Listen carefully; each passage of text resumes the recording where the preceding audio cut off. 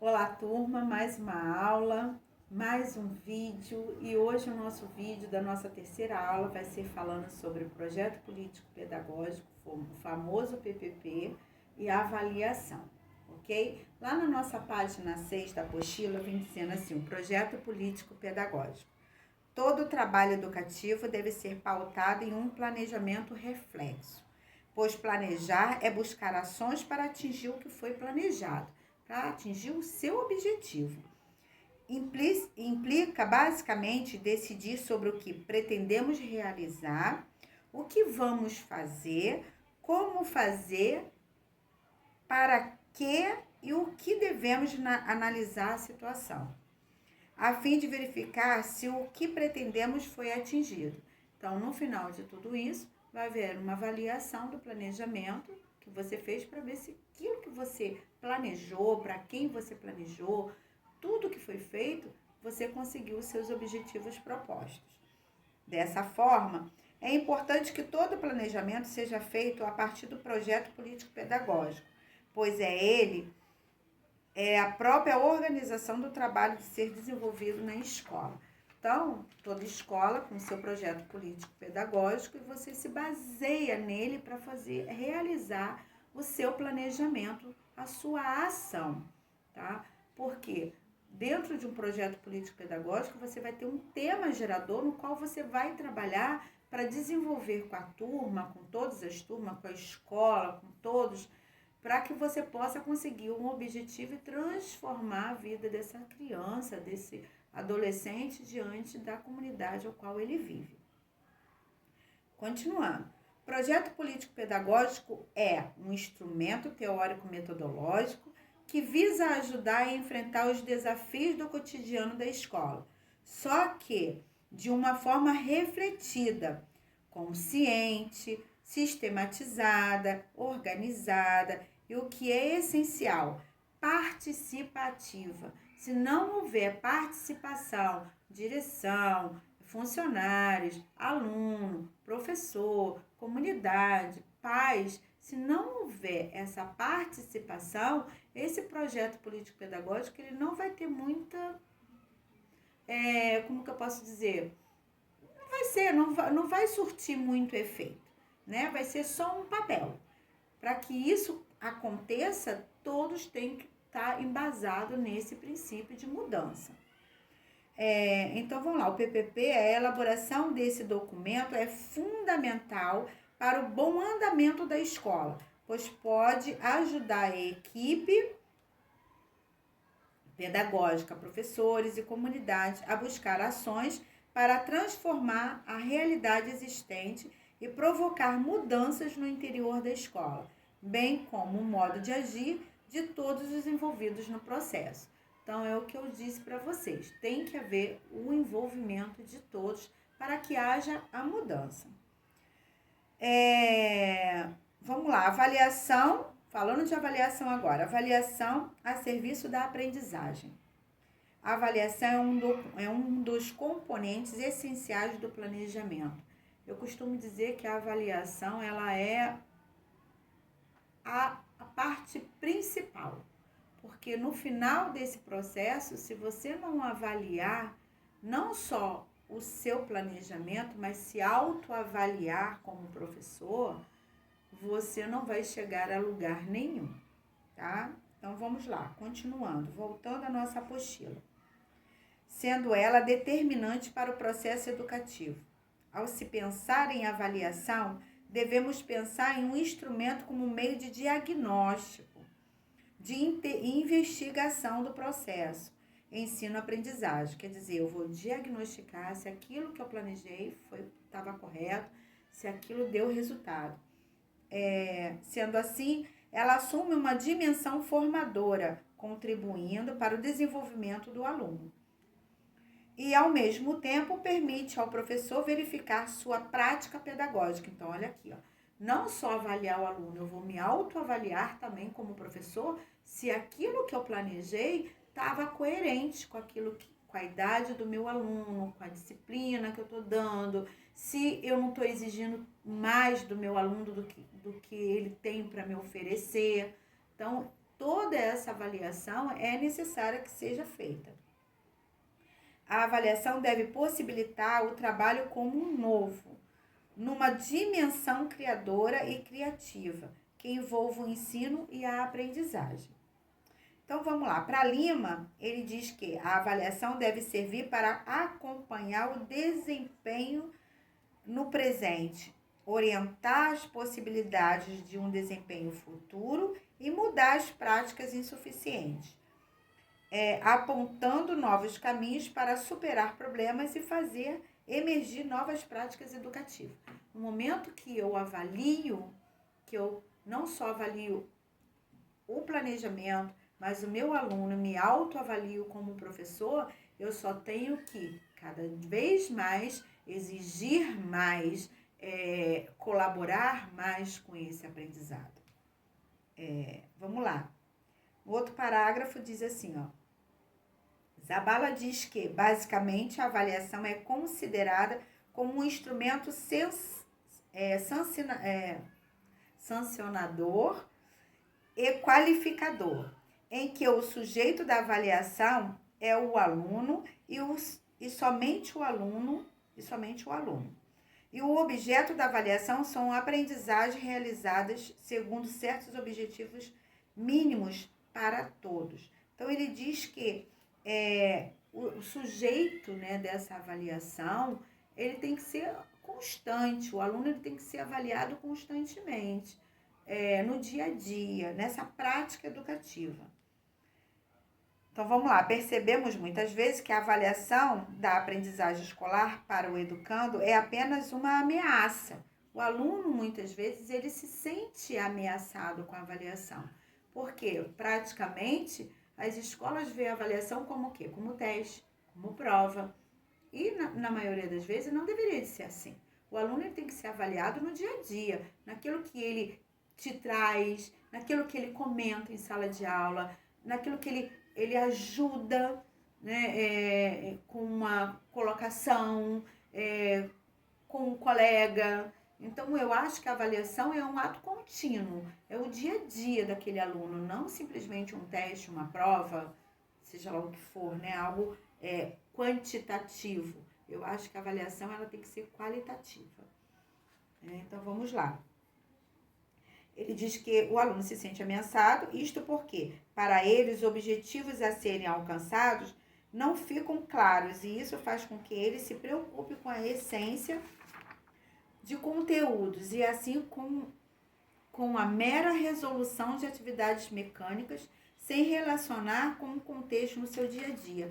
Se ele não entende por que ele está sendo avaliado, se ele não entende, né, por que eu tenho que ter números naquilo que eu aprendi, naquilo que eu absorvi. Muitas vezes o aluno não entende isso. Então, se ele não entende, ele vê aquilo como desnecessário para ele, ele não se fixa, então ele fica querendo, muitas vezes, colar, né, na prova, muitas vezes decorar, que isso não é um aprendizado, ele decora, faz a prova, tira boa nota, e daqui a meia hora ele já esqueceu tudo, né, porque é parte decorativa, não é um aprendizado. Continuando, o processo da avaliação tem como princípio norteador a verificação dos conhecimentos adquiridos. Ou seja, a avaliação ela tem que avaliar qual foi o conhecimento que esse aluno absorveu, que possibilite ao educando compreender o mundo onde ele vive, apropriando-se das informações, estudar, pensar, refletir, dirigir suas ações, são necessidades impostas no contexto histórico da humanidade. E assim, a prática pedagógica do professor precisa contribuir para essa formação. Então, diante de não só da parte pedagógica, do ensino, das matérias, dos conteúdos que você tem que aplicar, você ainda tem essa parte que você tem que fazer com que esse aluno ele reflita, que ele comente, que ele seja o sujeito da sua própria ação. Portanto, para que isso possa ser capaz, é importante que no momento de avaliar os instrumentos, os critérios estejam bem definidos para avaliar os conteúdos estudados. possibilitando ao educando ficar mais seguro e confiante daquilo que está buscando ou construindo. Quer dizer, eu não posso de maneira nenhuma ensinar uma coisa e pedir outra coisa, avaliar o meu aluno de outra maneira. Eu só posso avaliar o meu aluno daquilo que eu dei, daquilo que eu ensinei. Então, vai lá, diante de Lucchesi, afirma que o ato de avaliar é a forma de investigar os resultados que se espera. E o instrumento da avaliação deve conter sistematizado tudo que foi ensinado para o estudante e não pode ser perguntas aleatórias, ou seja, foi o que eu falei, eu só posso exigir do meu aluno aquilo que eu dei. Eu não posso de maneira nenhuma colocar perguntas aleatórias daquilo que eu não dei em sala de aula, daquilo que eu não ensinei, daquilo que não estava dentro do meu planejamento. Não tem lógica isso. Compreendemos que a avaliação não deve servir apenas para qualificar o aluno, mas sim um instrumento que visa contribuir para a compreensão das dificuldades de aprendizagem que os mesmos apresentam. Desde o momento que eu vou lá, avalio e vejo que o meu aluno, ou 1, ou 2, ou 3, não sei, mas que seja um aluno, ele não conseguiu ainda o objetivo que eu tinha ali proposto para aquele planejamento, eu tenho como obrigação, como professor, retornar àquela aula, reforçar aquele assunto, para que até que aquele aluno venha adquirir esse conhecimento, nem que seja paralelo, tá? Continuando. Lá no outro parágrafo, eu peguei um pedacinho falando assim, a escola não deve ser apenas o lugar onde forma o indivíduo para o trabalho, mas sim deve trabalhar de forma que acentue no aluno o valor do estudo e promova na sua totalidade. Então, a escola ela tem um dever de formar esse ser como um todo. Então, vamos lá. Lá no outro parágrafo, peguei lá o que Freire fala, né?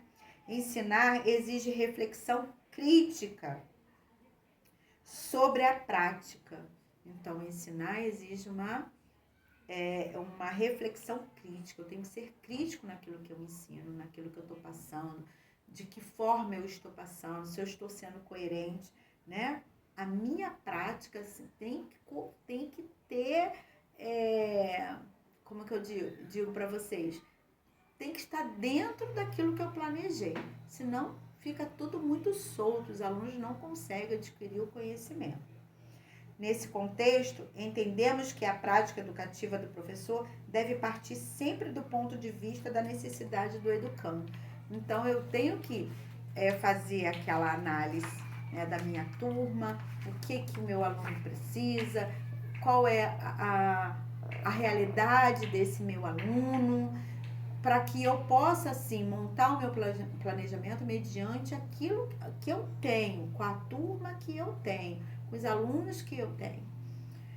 Lá na página 9, eu peguei um pedacinho falando assim, do primeiro parágrafo. Dessa forma, a avaliação passa a exigir do professor uma relação epistemológica com o aluno, uma conexão entendida como reflexão aprofundada a respeito das formas como se dá a compreensão do educando sobre o objeto do conhecimento. Então, não é só uma prova ou um teste, eu tenho que avaliar o meu aluno com aquilo que ele absorveu.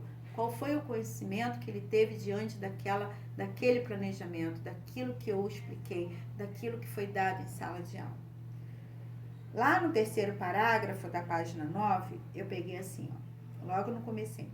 É preciso que o mesmo tenha um comprometimento sobre o entendimento das causas dos problemas e fazer uma reorganização do trabalho pedagógico. O processo de avaliação deve ser de forma contínua. Lembra que eu falei para vocês? A avaliação é autocontínua. Pode ser só um teste, uma prova. Uma vez que é no dia a dia que o aluno vai construindo o seu conhecimento. porque é no acompanhamento diário do desenvolvimento do aluno que se percebe em quais aspectos e quando se faz necessário a intervenção do professor para o ajuste da aprendizagem. Se eu estou avaliando meu aluno todos os dias, algo contínuo, eu vou saber qual é a dificuldade que ele tem e eu vou poder atuar naquela dificuldade. Agora, se eu deixo tudo muito solto, se eu vou avaliar o meu aluno só naquilo que ele me apresenta em teste e prova, eu não vou saber onde está a dificuldade desses meus alunos. Para que eu veja essa dificuldade, eu tenho que estar ali, eu tenho que intervir junto com o aluno, eu tenho que estar próximo, eu tenho que estar atuante no meu planejamento. Vamos lá. Lá embaixo vem falando assim, ó, Cipriano Carlos Lucchesi, professor da pós-graduação em Educação da Universidade Federal da Bahia, lembra que a boa avaliação envolve três passos. Primeiro, saber o nível atual do desempenho do aluno. Eu tenho que saber, né? Qual o nível do meu aluno, até onde eu posso ir com eles. Comparar essas informações com aquilo que é necessário ensinar no processo educativo. Então, diante daquilo que eu tenho como proposta pedagógica durante o ano letivo, eu vou avaliar e eu vou saber se eu vou poder exigir um pouco mais da minha turma ou se eu vou ter que frear um pouquinho mais. Tomar as decisões que possibilitem atingir os resultados esperados. Então, eu como educadora, como professora, eu tenho esse jogo de cintura para tomar essa decisão, para saber como eu vou direcionar o meu planejamento, para que eu possa, dentro da avaliação, eu ter bons resultados. Ou seja, só se deve avaliar aquilo que foi ensinado. Então, como eu falei, não tem lógica, né, a gente pedir a um aluno aquilo que não foi dado em sala de aula. Lá na página 10, já finalizando a nossa apostila, como apresentar os resultados. Ou seja, observar, anotar, replanejar, envolver todos os alunos nas atividades de classe, fazer uma avaliação precisa e abrangente. O que fazer com os alunos, né? Com os resultados. Segundo as especialistas, a avaliação interessa a 4 públicos. Ou seja, quais são esses públicos que a avaliação vai ser atingido, né? Que o público que vai se interessar por essa avaliação. Ao aluno, que tem o direito de conhecer o próprio processo de aprendizagem para se empenhar na superação das suas necessidades, né? Vocês ficam aí loucas para saber os resultados, as notas que vocês tiraram, mas cada um sabe aquilo que se foi exigido, aquilo que ele teve como conhecimento ou não. Verdade? Aos pais, corresponsável pela educação dos filhos e por parte significativa dos estímulos que eles recebem, quer dizer, dentro desse princípio, né, da base educativa, esses pais têm que estar atuantes, então eles vão estar ali estimulando o aluno, vamos embora, vamos estudar, você precisa estudar, mas você tem prova, mas você tem teste. A gente fica enlouquecido, quem é a mãe sabe disso, e a gente participa disso, muitas vezes, se tirar boa nota, vai ganhar isso, vai fazer isso, eu vou dar isso, erradamente, né? Porque o aluno ele tem que ter esse compromisso com o estudo. Ao professor, que precisa constantemente avaliar a própria prática de sala de aula, que eu acho fundamental. O professor se autoavaliar, né?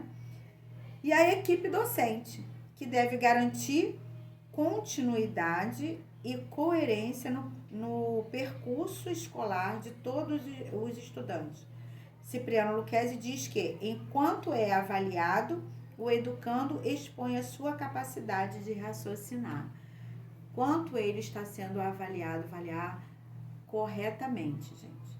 Avaliação feita sem nenhum princípio, eu acho que não tem nada de aprendizado. Agora, quando você tem a avaliação como algo que realmente agrega o seu planejamento, te dá uma direção, te mostra um caminho e faz você retornar, dá um passo atrás para que você possa fazer melhor lá na frente. Eu acho que é essa avaliação aí que a gente vem buscando para que a gente possa dar o nosso melhor para os nossos alunos. No mais, a gente terminou aqui a nossa apostila. Um beijo carinhoso para todos vocês. Não esqueçam de fazer o trabalho, não deixem de fazer o trabalho. É essencial que vocês façam um trabalho para agregar, né, a sua nota na prova, para que a gente não precise ficar aí com alunos pendentes em prova de recuperação, tá bom? Um beijo, qualquer dúvida estarei aqui, lá no finalzinho pode botar as suas dúvidas que eu vou estar tirando para vocês. Fiquem com Deus, beijo!